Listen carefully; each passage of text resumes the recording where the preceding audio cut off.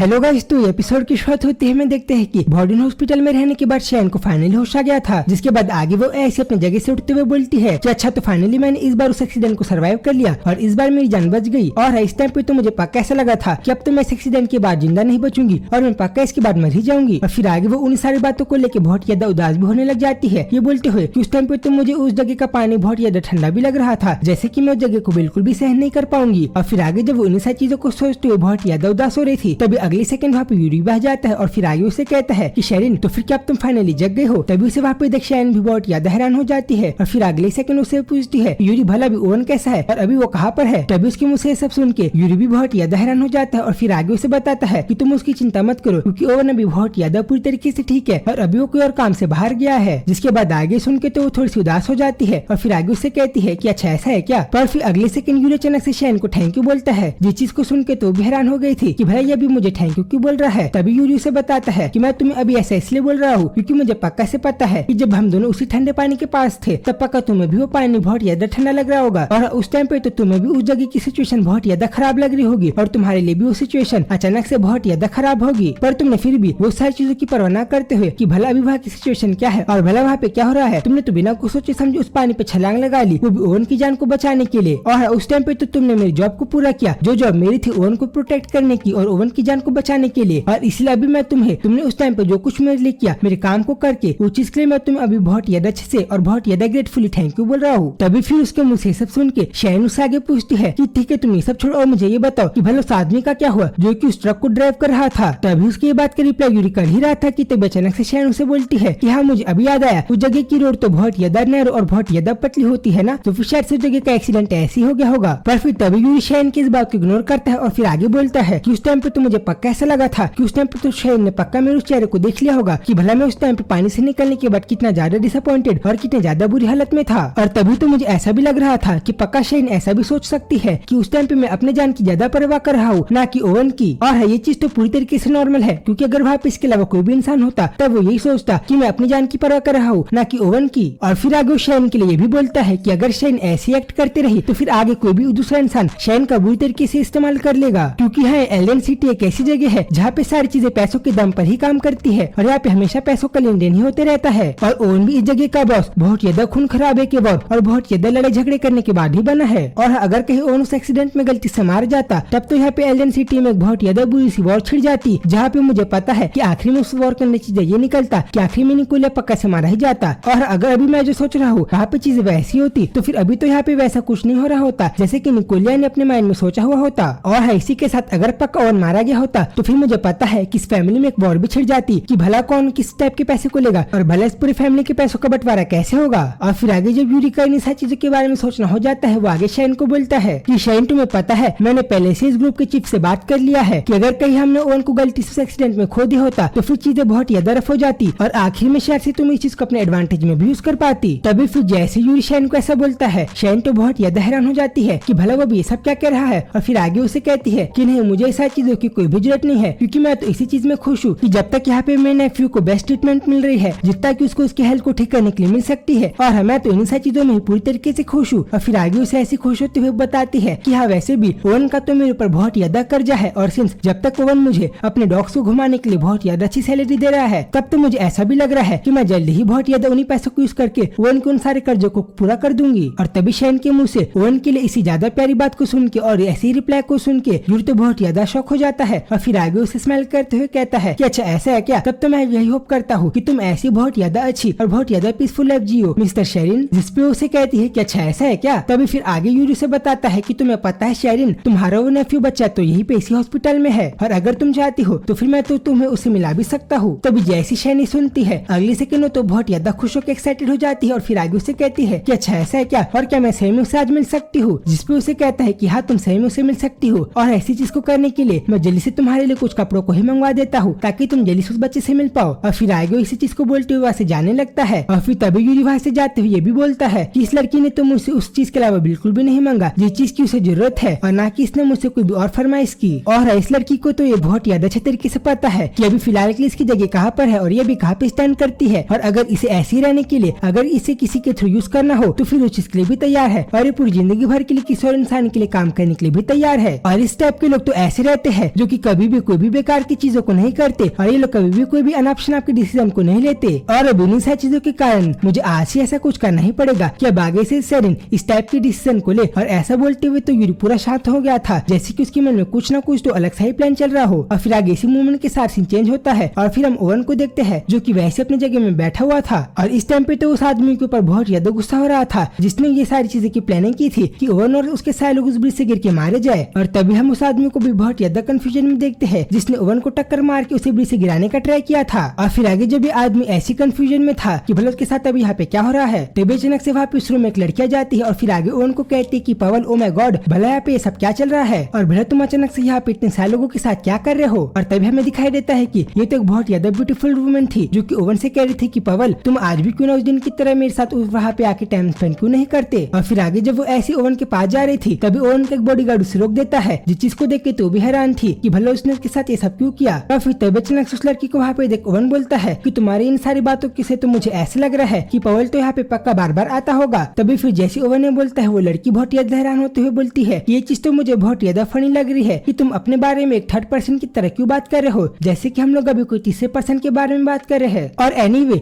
मुझे पता है कि तुम तो अभी यहाँ पे बहुत ज्यादा सही टाइम पे आए हो क्योंकि मुझे तो आज भी तुम्हारे साथ वैसे उस रात की तरह टाइम स्पेंड करना था जैसा कि हमने उस दिन की थी, वो भी बहुत टाइम पहले। और फिर आगे जब वो ये सारी चीजों को बोलते हुए ओवन के पास जा रही थी तभी तो ओवन उसके हाथ को हटा देता है ये बोलते हुए कि अभी मुझे तुम्हारी इन सारी बकवास बातों के बारे में कुछ भी और नहीं सुनना है और अभी तुम ये सब क्या कह रही हो, मुझे इस बारे में कुछ भी नहीं सुनना है। जिसपे वो लड़की कहती है कि अच्छा ऐसा है क्या। तभी ओवन की इन सारी बातों को सुन के वो बंदा हुआ लड़का तो पूरा कंफ्यूज हो गया था कि भला यहाँ पे क्या चल रहा है और वो तो बहुत ज्यादा घबराने भी लग गया था। तभी फिर आगे ओवन गुस्से में बोलता है कि अभी तो मेरी बॉडी वैसी उसी बेकार पानी की तरह स्मेल कर रही है जैसा कि वो पहले कर रही थी। और फिर आगे वो शेरिन की उसी बहुत ज्यादा बुरी हालत को याद करके बहुत ज्यादा गुस्सा भी होने लग जाता है। और फिर तभी ओवन के ऐसे गुस्से को बढ़ता हुआ देख वो बंदा हुआ लड़का तो बहुत ज्यादा घबराते अपने पास्ट के बारे में सोचता है, जहाँ पे हमें दिखाई देता है कि पवल उसे बोल रहा था कि तुम भला खुद सोचो कि भला तुम्हें अभी डरने की क्या जरूरत है क्योंकि तुम्हें तो पता ही है कि ओवन अभी फिलहाल के लिए मुझे मारना ही चाहता है और इसीलिए अगर मैंने एक बार ओवन की उस लड़की को खत्म कर दिया तो फिर ओवन तो पक्का से मारा जाएगा और आगे कुछ भी नहीं कर पाएगा। और अगर एक बार मैंने ऐसे कर दिया तो मैं पक्का ओवन को भी मार दूंगा। और अगर एक बार ऐसा ही हो गया तो तुम खुद सोचो कि भले एंगल सिटी में कौन राज करेगा और भले यहाँ का किंग कौन होगा। और अभी पवल की सारी बातों से हमें पता चल रहा है कि भले इस बंदे हुए लड़के ने ओवन की तरफ हमला किया था।